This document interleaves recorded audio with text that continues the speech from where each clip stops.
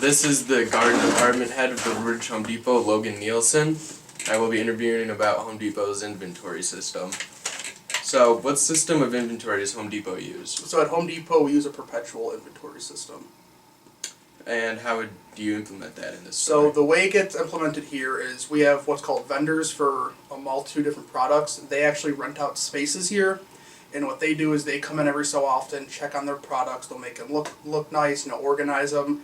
And the big part is they'll do inventory on them, which means they'll go take one of our phones, scan them, look at the product, see how many we have. If it's under, they adjust it, or if it's over, they adjust it as well, and then let us know so we can make accommodations to do that. So, how much shrinkage does this store experience? So we experience a lot of shrink at the store, unfortunately. That is definitely something the company really tries to get a handle of, but the biggest reason we get shrinkage is from people stealing, and that happens quite often here, especially during garden season, where we keep most of our mulch and dirt and rock outside. And when you keep stuff outside, people love to come and steal, especially at night and stuff. So shrinkage is definitely a big issue here. Alright, so I'm going to do a little hypothetical. Imagine if one of your orders wasn't delivered on time, creating a risk that the inventory would soon be inadequate to cover demand. How would you resolve this? So if a customer is here right now and they say, hey, I want this product, and we know we don't have it, or if we think we have it and we look and we end up not having it, we will tell them that, unfortunately we don't have it. We can look at another store, the closest store, to see if they have it, and then send them there and get them situated there.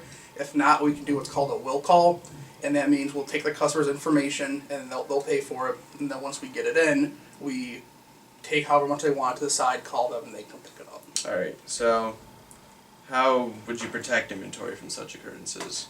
So when it comes back to that situation, that's not really anything on us. That'd be more of the delivery company, or if we get the product and it comes broken or whatnot.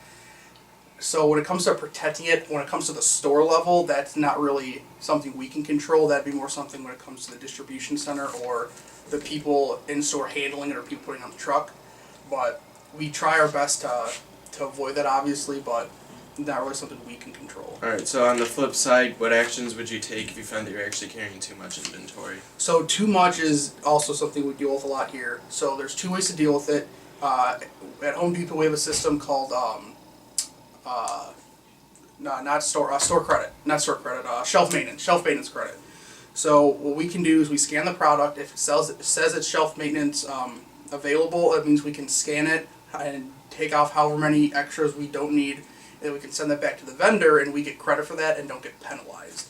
If it's not shelf maintenance, unfortunately, then usually we just wrap it, put it on a pallet, and put it up because there's nothing we can do with it. Alright, well, that's all the questions I have for you today. Thank you for answering them, giving me your time. Okay.